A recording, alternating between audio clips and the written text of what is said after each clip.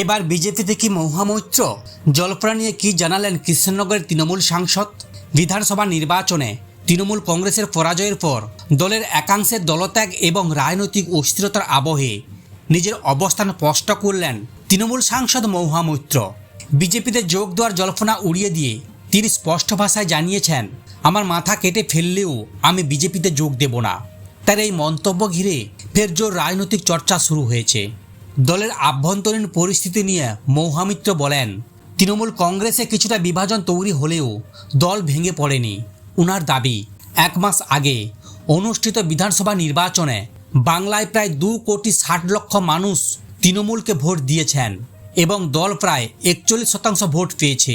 তাই কয়েকজন নেতা দল ছেড়ে যাওয়াকে দলের অস্তিত্বের সংকট হিসেবে দেখা ঠিক নয়।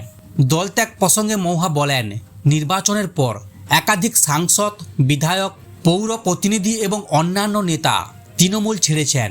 ওনার কথায় সব মিলিয়ে প্রায় 200 থেকে প্রায় 250 জন নেতা দল থেকে সরে গিয়েছেন। এটিকে দলের আভ্যন্তরীণ বিভাজন বলা যেতে পারে, কিন্তু তৃণমূলের পতন নয়।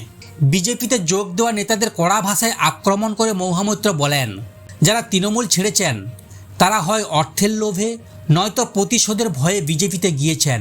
তবে তিনি স্পষ্ট করে দেন, কোনো অর্থ বা প্রলোভন তাকে রাজনৈতিক অবস্থান থেকে সরাতে পারবেন না। নিজের রাজনৈতিক অবস্থান পুনর্ব্যক্ত করে মহামৈত্র বলেন, আমার মাথা কেটে ফেললেও কিন্তু কখনো বিজেপিতে যোগ দেব না। তার এই মন্তব্য তৃণমূলের প্রতি আনুগত্যের বার্তা যেন স্পষ্ট হয়েছে। তেমনি দল থেকে জল্পনারও অবসান ঘটানোর চেষ্টা করেছেন তিনি।